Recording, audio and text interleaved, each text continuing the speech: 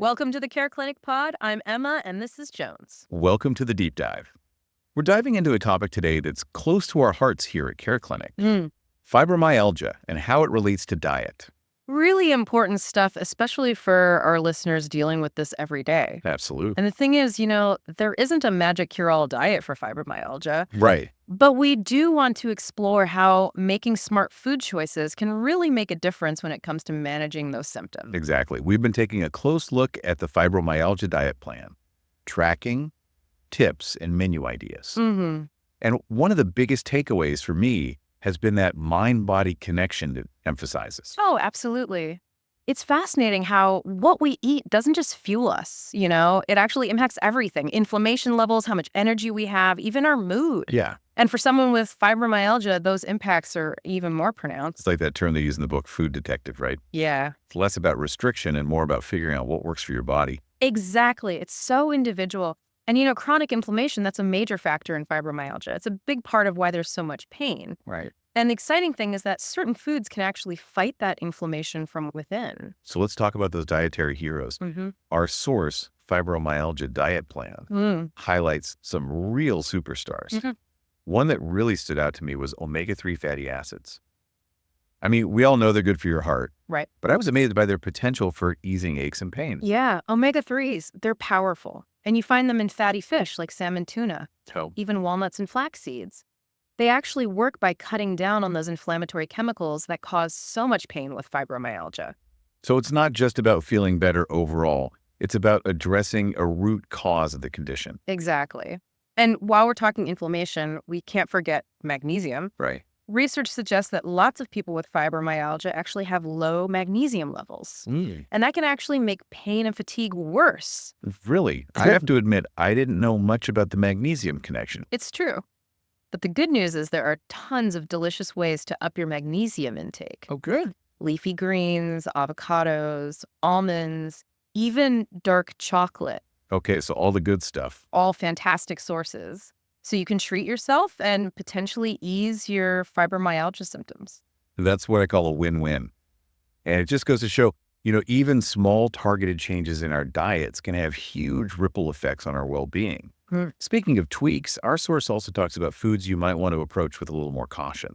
Yeah, and it's not about making a list of forbidden foods or anything like that. It's more about understanding how certain things we eat might be contributing to those individual fibromyalgia symptoms. It's about being mindful, not miserable. So tell me, what are some of the ingredients that we should be paying close attention to? Well, one that comes up a lot is excitotoxins. Excitotoxins. Yeah, they're flavor enhancers like MSG and aspartame that you find in a lot of processed foods. Okay. And some studies suggest they could actually make symptoms worse for people with fibromyalgia.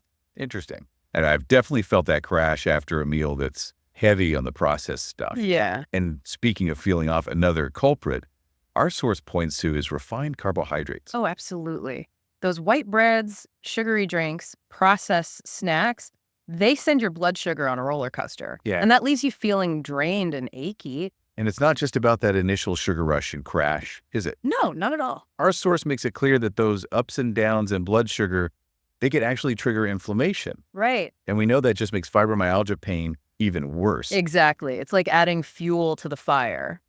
And while we're on the topic of potential food sensitivities, we should really talk about gluten. Oh yeah, gluten. That's a big one. Yeah. Even for people without celiac disease, our source suggests that gluten sensitivity could be impacting their fibromyalgia. Absolutely. Gluten can cause inflammation in the gut. And for some people, that inflammation turns into pain fatigue. All those symptoms we see with fibromyalgia, it's definitely something to look into. It really highlights how important it is to listen to your body. It does. Be your own advocate. And that's where having the right tools can make such a difference. Speaking of tools, this feels like the perfect time to talk about Pear Clinic. Absolutely. It's more than just an app. Right. It's like having a personalized health detective right in your pocket. I like that. And when you're trying to manage fibromyalgia through diet, that kind of support can be so valuable. I've got to say, and I'm a little biased here, Sure. but I'm really proud of how Care Clinic helps people take charge of their own health. That food diary feature is a game changer. It really is. Instead of trying to remember everything you ate and how you felt afterward, Right. It's impossible. you can just log it all in Care Clinic. Easy. Yeah. And then over time, all those entries, they become these really powerful data points. Yeah. They help you see those potential triggers and patterns that you probably wouldn't have noticed otherwise. It's all about connecting those dots. Was it that gluten-heavy meal that made you extra sore the next day? Did that salmon dinner seem to help with your joint pain? Care Clinic helps you keep track of all of that so you can start to see those connections. Exactly.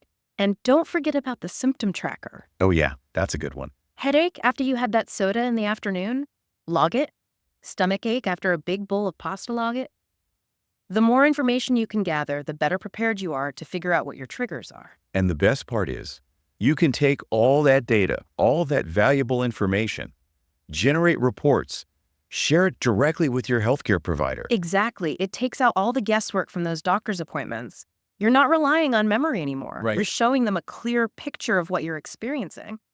And that allows your doctor to give you the best, most personalized care. It's about being an active participant in your own health journey, which is so empowering. It is. And speaking of empowering, one of the most encouraging things about all of this is that even small, consistent changes can make a huge difference. I love that. It's not about overhauling your whole life overnight. No. It's about finding those manageable, sustainable changes that add up over time. Exactly. Maybe this week you swap that sugary soda for a glass of water with lemon a couple of times. Okay. Or maybe you add a little extra turmeric to your dinner. Oh yeah, good idea. It's known for its anti-inflammatory properties. Yeah. These little experiments can really be eye-opening. It's like they say in the book, managing fibromyalgia, it's a journey, not a sprint. It really is. It's about finding what works for you and celebrating all those little victories along the way. Exactly. And those small changes, they can make a big difference. Right. Maybe this week you try swapping out white rice for quinoa a couple times. Okay. Or brown rice. Or how about adding some more turmeric to your dishes? Oh yeah, turmeric. Always a good idea. Right? It's Yeah. got those great anti-inflammatory properties. It does. Mm. And I like that you called it experimenting because it just takes the pressure off. Exactly. It's less about being perfect and more about, approaching your health with a sense of curiosity and that feeling of empowerment. Yeah, absolutely. Yeah. As you're going through this journey, remember, knowledge is power. Right. The more you know about how food affects your body, the better choices you can make for yourself. And that's what this deep dive is all about. Yeah. Right. Giving you the information and the tools you need to become your own best advocate. Yeah. And speaking of tools, I have to mention our Care Clinic app. Yes. It's such a great resource. It really is. It can be a game changer for people. It can. And, it's about working with your healthcare team, understanding what your triggers might be, and then making those gradual, sustainable changes. Exactly. Because those changes, they can really make a difference in how you feel every single day. They can.